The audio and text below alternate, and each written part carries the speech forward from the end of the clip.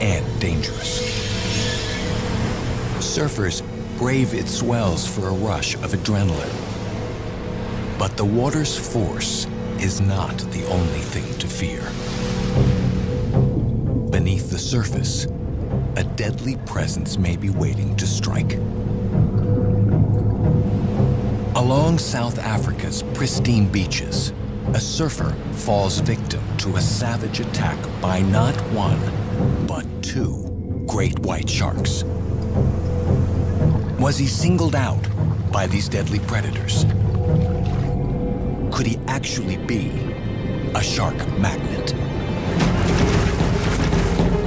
What are the clues? Where will the answers be found? Solving this mystery requires teams around the world that include scientists, physicians, and divers.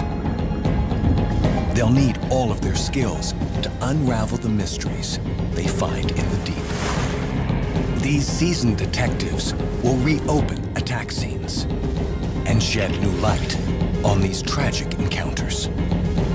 They will reveal who is the hunter and who is the hunted.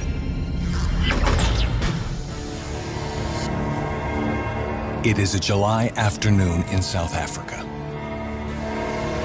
Yo, there's waves all over the place, eh? Just after 1 p.m., 15-year-old Shannon Ainsley heads out to catch some waves off East London's Nahoon Reef beach. With him are his brother Brandon and a couple of friends. A natural athlete, Shannon wants to climb up the surfing circuit. He spends nearly half of every day in the ocean. All South African surfers are aware that someday they might share liquid space with sharks. Should we say a prayer? Father God, we just want to thank you so much for... The Ainsleys and their friends always say a prayer before entering the water. Keep everyone safe and getting attacked by any sharks, Lord. Let us have some good fellowship, Lord, and let us glorify you in the name of Jesus, we pray. Amen. Amen. Amen. Let's go. Thanks. But on this day, something will go terribly wrong.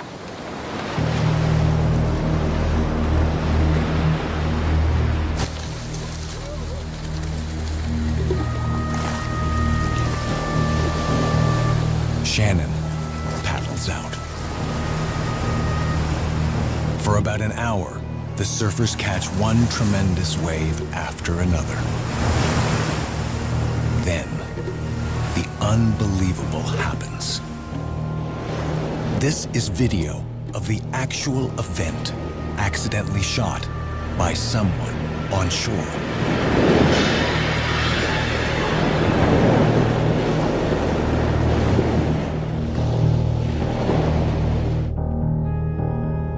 Shannon Ainsley is attacked by two 16-foot great white sharks at the exact same time. How is this possible? The odds against being attacked by just one of these fearsome predators are astronomical. A simultaneous attack from two of them seems virtually impossible. And yet, it happened. Why would two sharks target the same person? Did Shannon unknowingly do something to make himself bait? Or is he somehow more attractive than others? We may think we know why white sharks attack humans.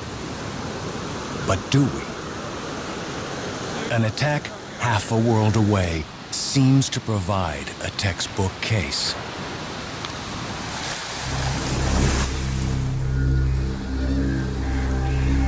It is August on California's Central Coast.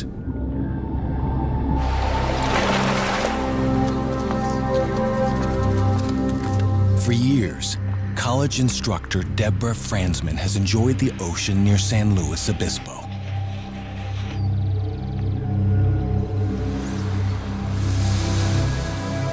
Fransman wears a thick wetsuit to keep warm. She has the beach and the ocean to herself at this early hour of the morning.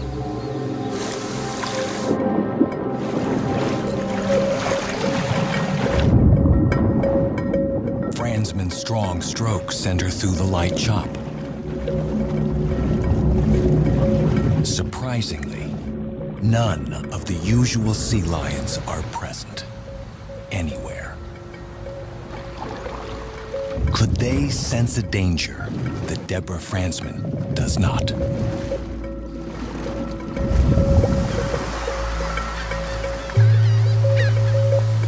Soon, several local lifeguards arrive at the beach and begin training maneuvers.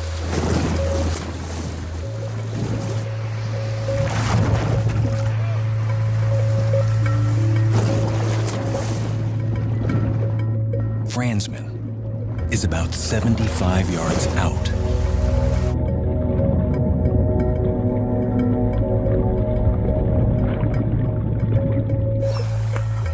In mid-stroke, she stops to adjust her goggles.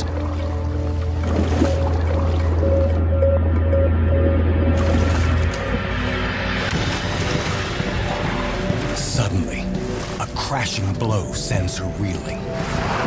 A sharp tug on her upper thigh pulls her under. Abruptly, the force releases her. Immediately, the lifeguards respond to her screams. One calls for help. Yeah, we need to get somebody here right now. All of a sudden, all three of their hands popped up in the air. In lifeguarding, that means immediate assistance is requested. I gotta go.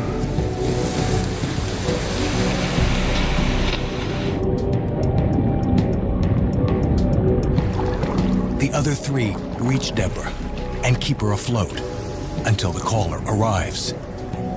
I got out to her and the other three guys were pretty much in shock. There was just a lot of blood in the water. Deborah is unconscious.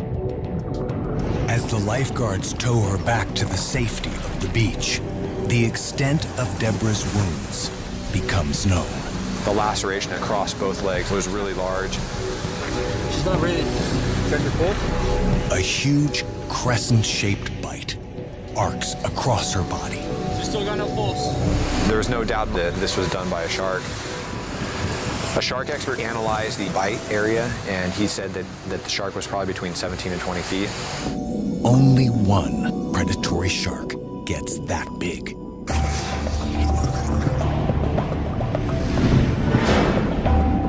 The great white.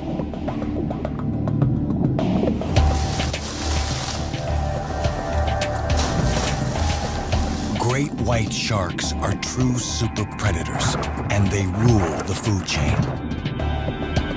A fully grown great white can dwarf an average-sized truck, and the shark is twice as heavy. 52-inch long teeth are constantly being replaced, always sharp and always ready. Even the great white's skin, tough as armor, helps in the hunt. The texture traps passing water, creating an envelope that silences the hunter's torpedo-like ambush. Few creatures could withstand the fury of a full-blown assault.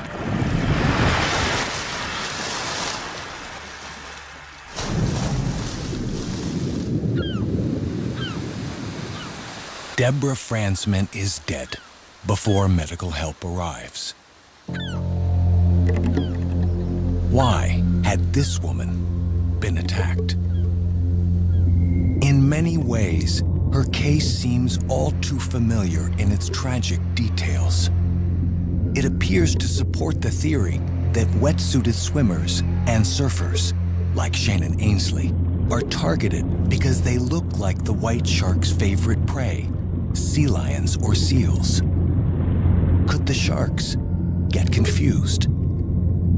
Deborah Fransman was wearing a black wetsuit and fins, which approximate a seal's coloring and profile. What's more, she had been swimming alone, close to a known sea lion colony where great whites often hunt.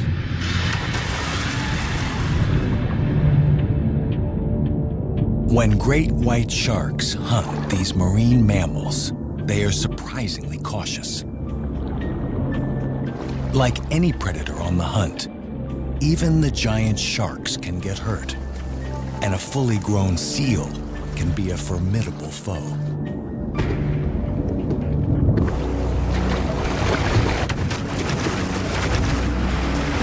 The shark's solution is to strike from beneath and inflict a devastating wound on its prey.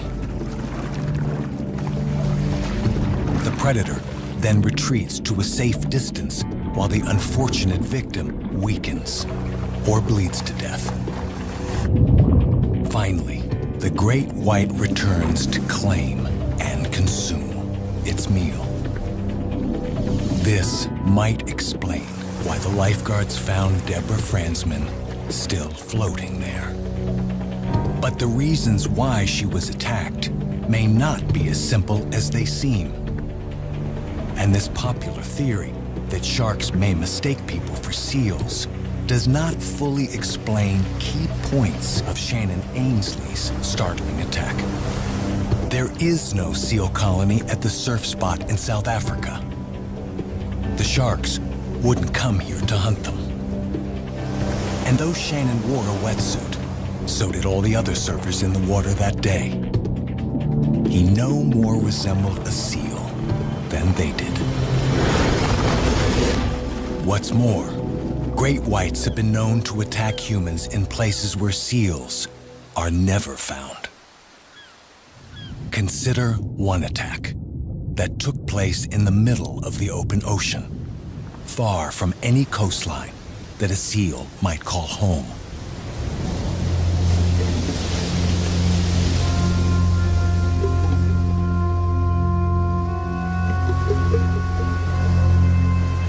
One hot day in March, Heather Boswell and her colleagues jumped into the ocean from their research vessel in order to cool off. They were 300 miles from land in the South Pacific. Where we went swimming was in the middle of nowhere. It's this beautiful blue water. I kind of expected it to be a little cold, but it was really warm. It felt like bath water. Like Shannon, Heather was in the water with many others. There were probably 12 people in the water.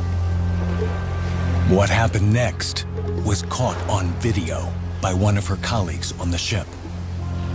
One guy in the water yelled, "Shark." Everybody just panicking and pretty much trying to walk on water to get back. And that's when the shark swam around and started chewing on me.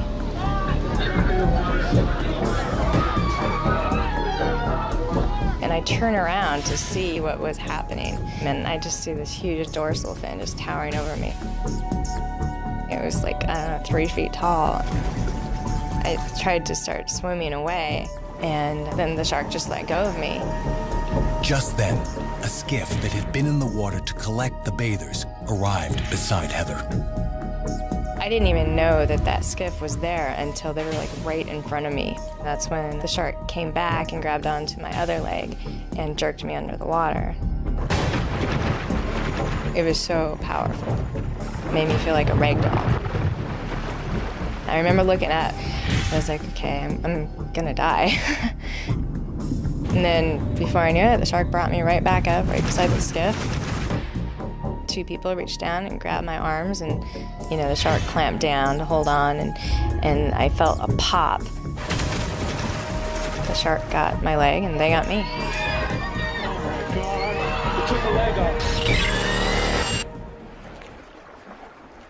Boswell's left leg had been severed from the hip down. She was airlifted to a mobile hospital. Doctors say it is a miracle that she survived. Experts analyzed the video and confirmed that the shark was a great white. But of all the people in the water, why had Heather Boswell been chosen? She wore no wetsuit or fins and was hundreds of miles from any seal colony. Some people believe that sharks may bite unfamiliar objects, including human victims, simply to find out what they are. Was Heather's attack, and perhaps Shannon's, a case of razor-sharp curiosity? There is evidence to suggest that the shark did not target Heather as prey. Its initial bite was uncertain. It didn't feel really aggressive. It just felt like, you know, when a puppy chews on your finger, inquisitive, maybe curious. But the strike on Shannon Ainsley was anything but tentative.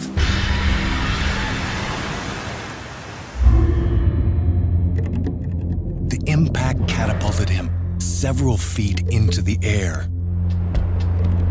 This attack was not a shark inspection. Shannon was targeted. He was hunted by not one, but two great white sharks. Why? The answers may lie hidden at the scene of the attack, the famous waves of East London's Nahoon Reef, and the discovery of clues that raise chilling questions about great whites and the targeting of Shannon Ainsley. The waters off South Africa are home to some 100 different species of shark. But only one rules. Great whites are the masters here, and the biggest lure for many humans. Here, the sharks are offered up in various ways to the public. The curious can take home a white shark token and even get safely into the water with the sharks themselves. They seem to regard the sharks without fear. There's one of them smiled at me earlier. To the max, man. The sharks are awesome. Most along the South African coast seem happy to share their ocean with the giant sharks, so long as it's from the safety of a cage, a boat, or even shore.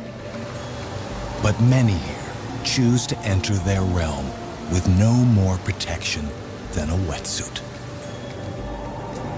Some surfers in the area jokingly refer to themselves as shark biscuits. There's a reason why. Worldwide, 1/3 of all attacks by the great sharks are on people surfing, more than any other human activity. These adrenaline junkies are well aware of the risks. And with more than 1,000 confirmed great whites in South Africa's waters, it's no surprise that almost every surfer in East London knows of or has had an unscheduled encounter. I know 3 people who've been attacked. In fact, another guy, 2 that I know of, it's also been attacked. Yeah, a couple of guys. I was attacked, felt this like shark come up and grab my ankle. About 4 years ago, I got bumped. It's just on the arm. It's a common occurrence. It happens, you know. These things happen now and then. Yeah? But even these seasoned veterans of the waves were unprepared for what happened to Shannon Ainsley.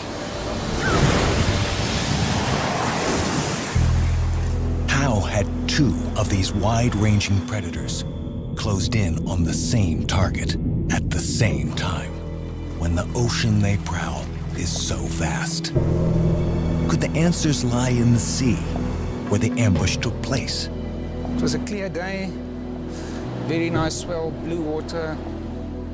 Billy Moritz is a marine biologist, now in charge of beaches in East London.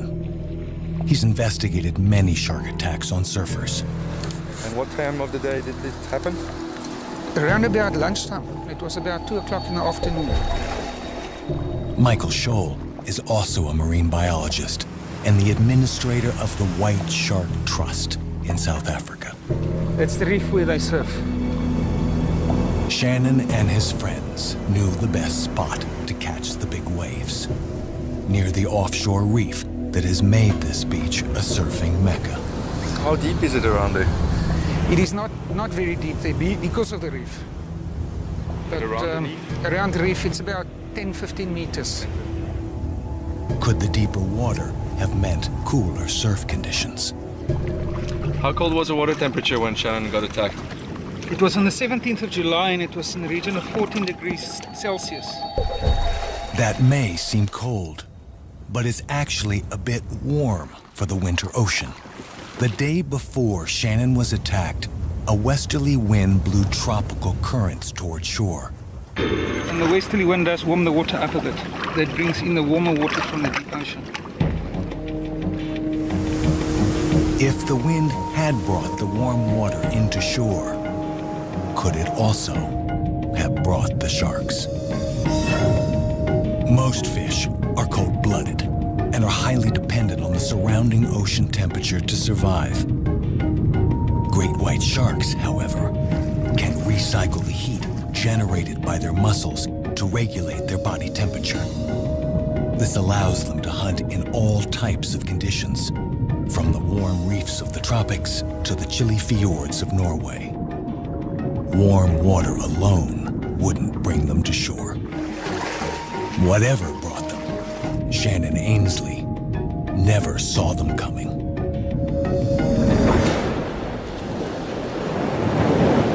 He never saw a shark. I don't believe he ever saw the shark. Though their name comes from their ghostly white undersides, the top of the shark is counter-shaded. This makes them nearly invisible to their prey when they strike from the depths below. What happened with Shannon? Well, I think there were about 15 of them surfing. His brother had just gotten out of the water. And he was hit very hard from beneath by a shark. A big shark was flying through the air. Everybody was screaming. I just heard a commotion behind me. People were screaming, shouting, shark, shark, shark. I immediately thought about Shannon. I immediately thought to myself that the worst might have happened. Brandon watched the water, searching for a sign that his brother had survived the onslaught. But what chance did Shannon have? Could anyone survive such a massive attack?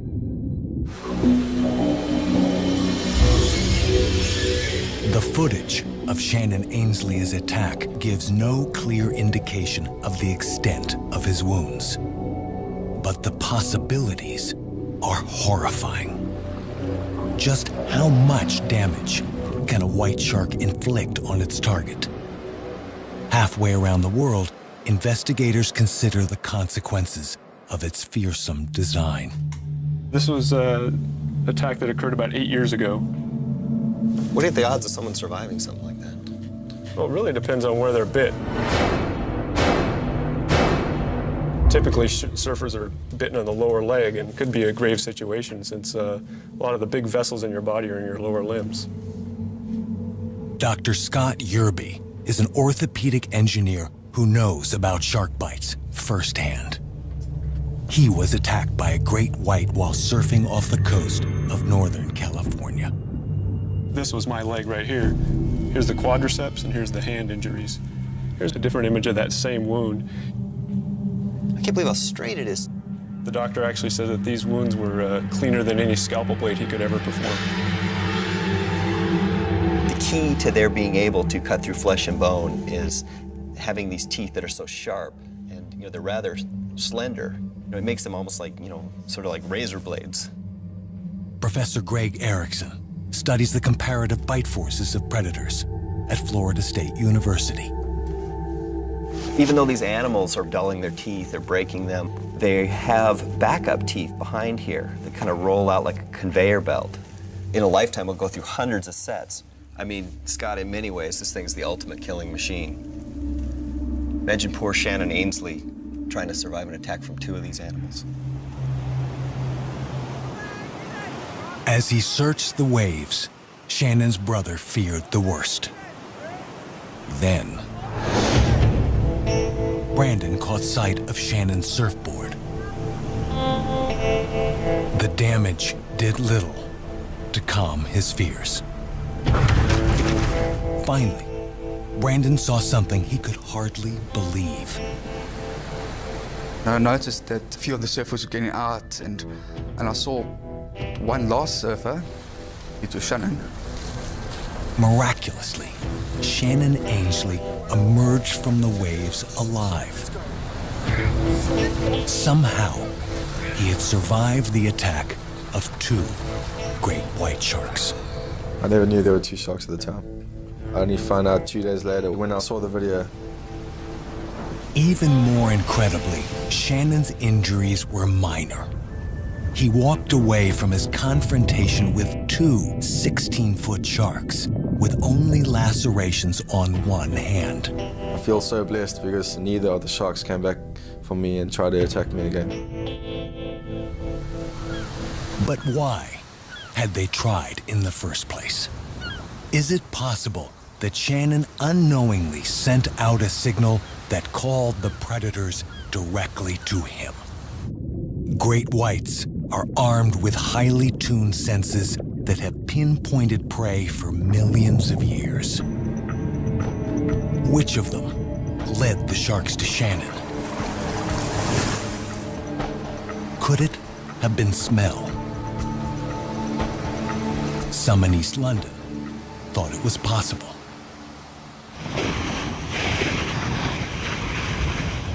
Tourist dive operations along the coast all promise their clients a close-up encounter with the sharks. To do that, you need to find these rare fish in a wide open sea. But it turns out it's a lot easier to let them find you. Shark Tours spoon chum, a mixture of shark livers and fish oil, into the ocean. It's usually not long before the sharks show up. They can smell the blood in the water more than a quarter mile away. Some even suggest that the predators may be attracted to more than just the chum.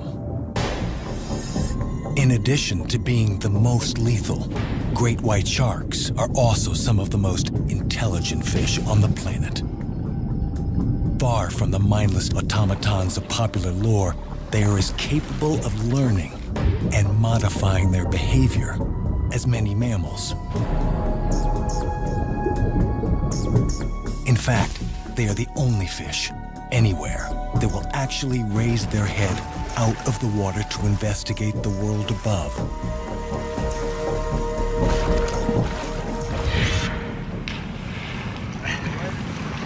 Could it be that these intelligent fish are becoming habituated to chumming and are learning to associate people with food? For now, we can't be sure. But though debate still continues about the safety of this practice, both for the white sharks and for the humans that seek them, it still doesn't provide the answer to Shannon Ainsley's mysterious twinned attack. There is no chumming or shark dive tourism in East London. Fishing boats do not come close to the surfing beaches either. Besides smell, what else could have drawn the sharks to Shannon? Could sound have brought them in? Great whites, like all sharks, are incredibly sensitive to sound. Their liquid world carries sonic vibrations faster and farther than the air above. A small canal that runs the length of the shark's bodies beneath the skin, called the lateral line, lets them hear the sound of their prey, not only at their ears, but all along their massive lengths. They can detect some sounds miles from their source. See the lateral line right here? There's a bunch of sensory pores along there that allow these animals to pick up those low-frequency mechanical sounds of, you know, say a struggling fish. So could this pick up people playing in the ocean? Absolutely, yeah. You know, the low-frequency splashing that's occurring, you know, is going to travel very quickly through the water. Such splashing may actually have been the lure that drew the shark to Deborah Fransman. The lifeguards training along the beach were certainly creating enough noise to attract the attention of a passing white shark. The predator may have been heading towards them when it came across Fransman. And what about Heather Boswell? By the time she entered the water, some 50 people had been splashing and yelling for more than an hour. Everybody had been, you know, in and out of the water a lot, climbing back up and jumping in. It was a pretty rowdy bunch. 300 miles from shore, these vibrations would ring out like a giant dinner bell. Yet, by all accounts, Shannon Ainsley was resting quietly on his board when he was attacked. And his paddling movements were not more extreme than any of his companions. Shannon, he does not do anything strange. He's always got the feeling for the flow of the wave. But something set Shannon apart. Something caused two great whites to target him, and him alone. What was it?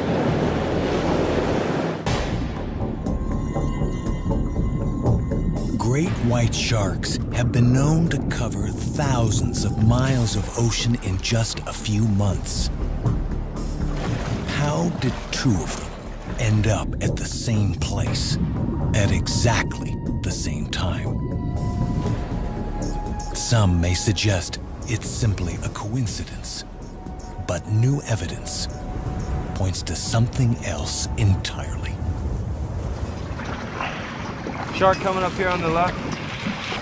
Research done by Michael Scholl and other biologists here seems to show that great white sharks tagged in the waters near Cape Town are actually swimming up the coast of Africa to East London at certain times of the year.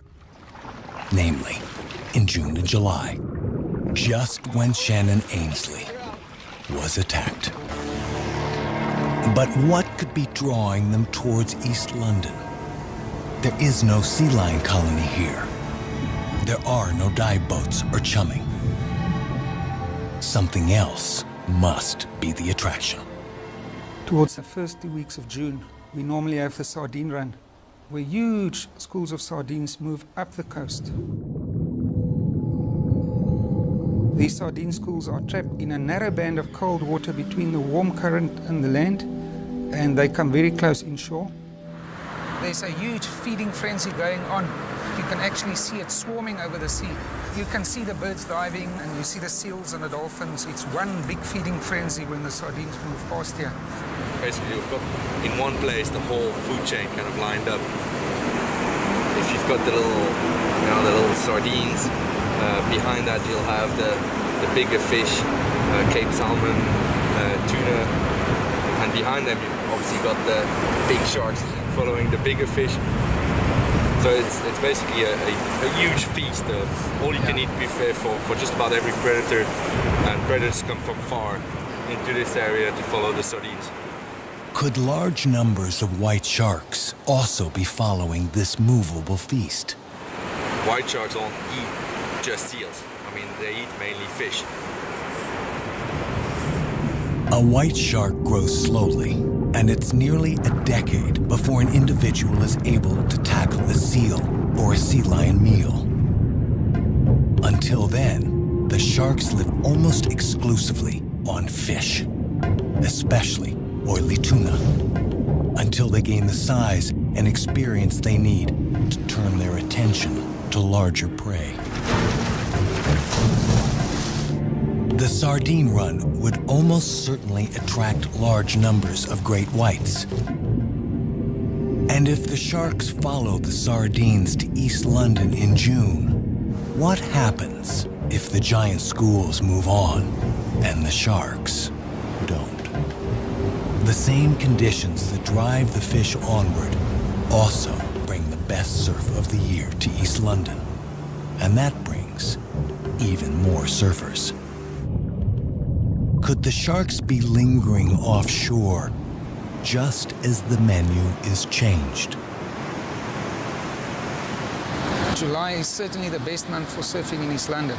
Roughly 2 or 3 weeks after the sardines have been passed here. If you consider the amount of man hours that are spent in the water surfing, it is a combination that does cause problems for us during the month of July.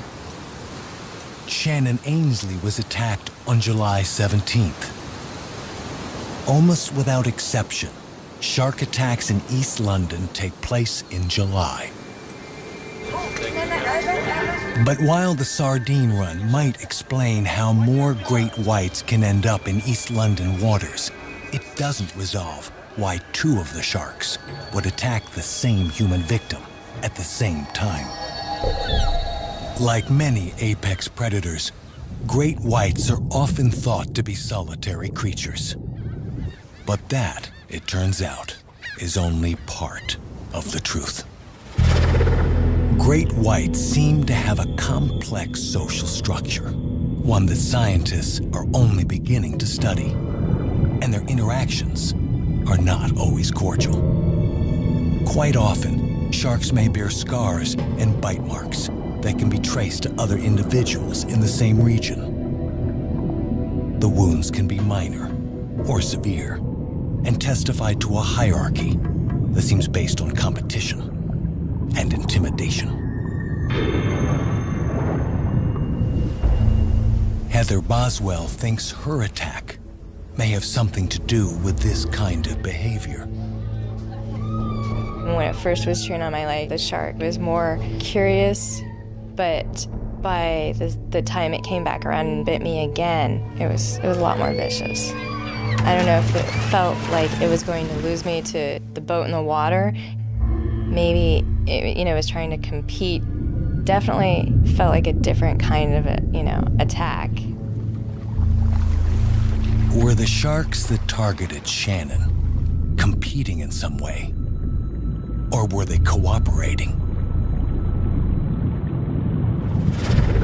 White sharks have been known to join forces when hunting and will fan out to either side of their prey, then trap it between them. They will even take turns biting 20-pound chunks out of their catch. Was this their intention with Shannon Ainsley? The tuna that may have drawn the sharks to East London typically continue on with the sardines. Were the sharks desperate for a meal?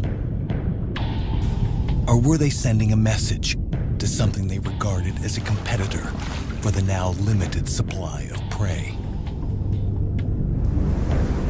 We can't be sure. Whatever their intent, the fact remains. Shannon Ainsley was surrounded by other surfers when he was attacked. Yet both sharks zeroed in on him, and him alone. Did something make him more attractive than the others in the water that day? Did he look different to the sharks?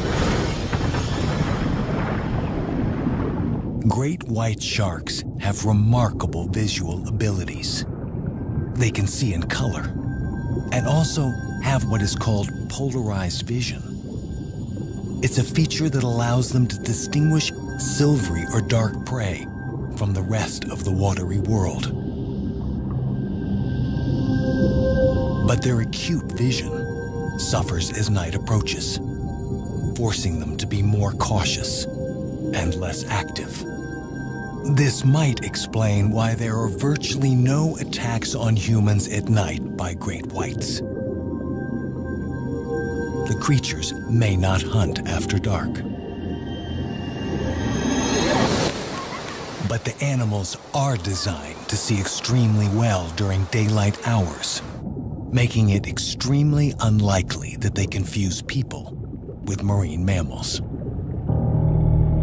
Yet there was nothing about Shannon or his board that distinguished him from the others. At midday, all the surfers would have been backlit by the sunlit world up above. The sharks would see only solid shapes. Shannon did not stand out visually. Something else must have drawn the sharks to him. Was it simply the luck of the draw? Some might say so, if this were the end of the story.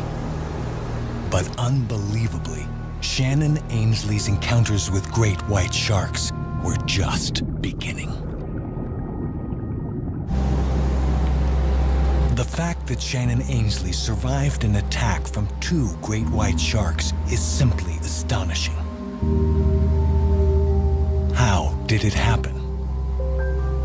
Shannon couldn't recall, but he has pieced the story back together using the only shreds of evidence that remain: the accidental video and the board he was riding.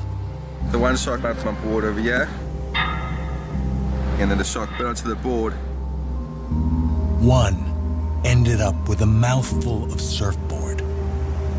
But what of the other? The second shark didn't get me at all.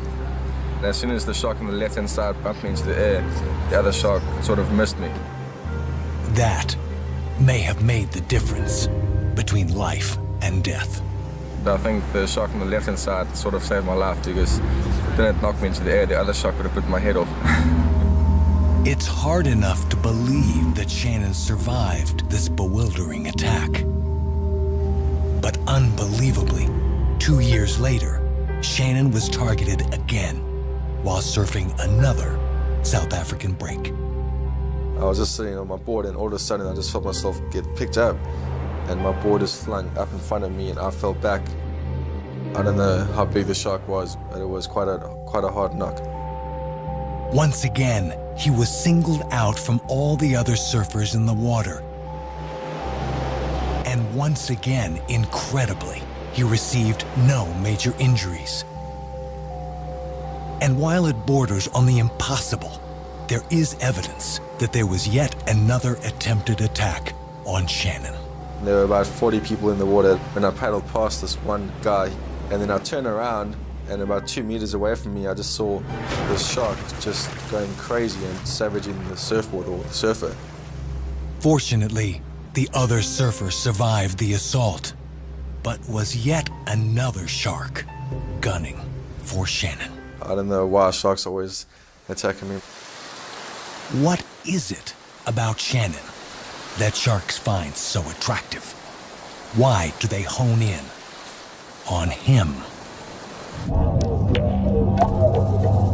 As they cruised along the coastline in the wake of the sardines, the pair of hunting sharks may have been drawn towards the reef because of the splashing sounds made by the group of surfers.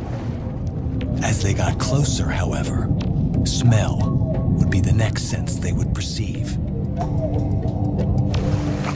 And Shannon has a habit that may make his scent more attractive to a shark. I was just wondering, what do you do out there when you have to go pee? Well, I normally just wee in my wetsuit.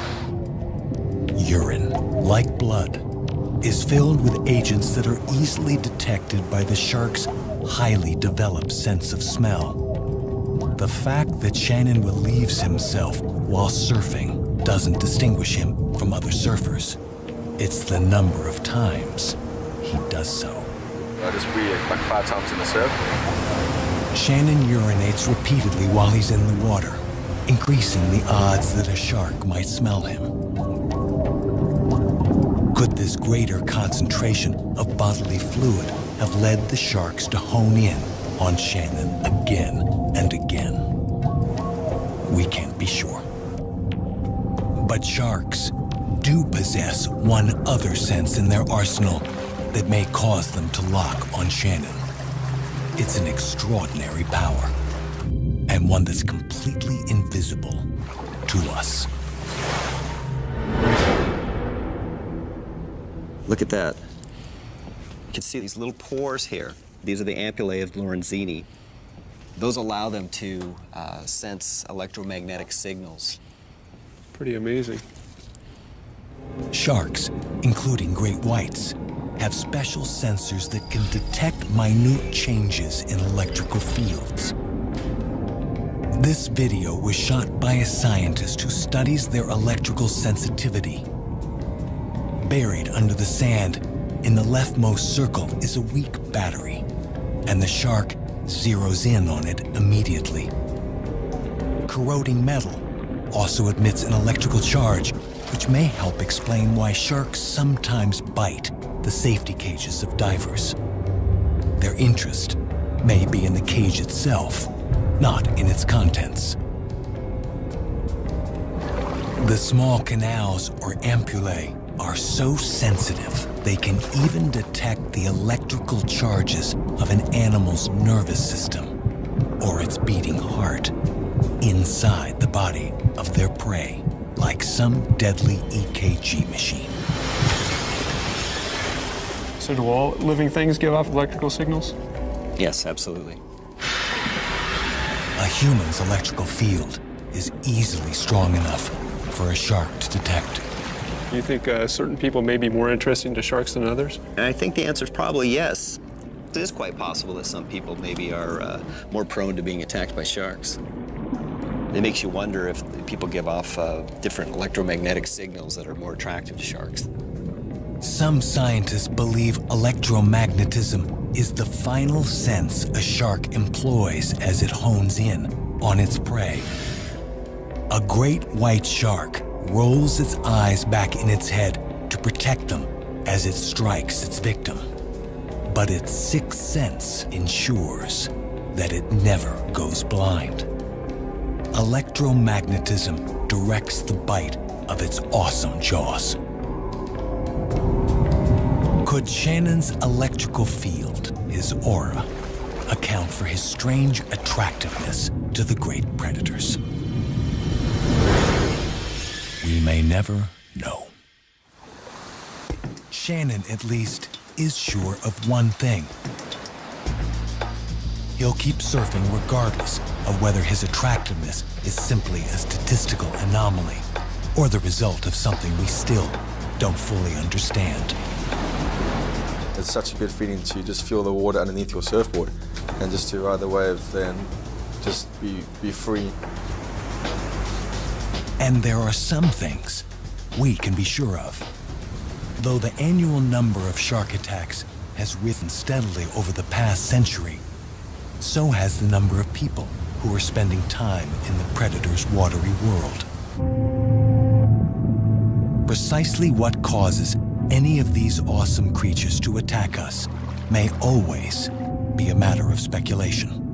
But the numbers prove that encounters are rare. Every year, a few unfortunate people lose their lives to sharks worldwide. In the same period, millions of sharks of all species are killed by us. Any instance of shark attack is much more the exception than the rule. If there was an attack each time a shark saw you, there would be 100 or 1,000 attacks a day.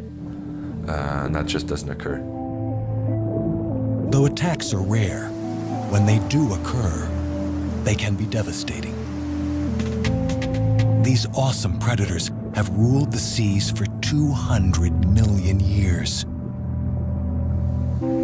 We are but newcomers to their liquid world. Whenever we enter it, it should come as no surprise that these supreme creatures will remain the hunters.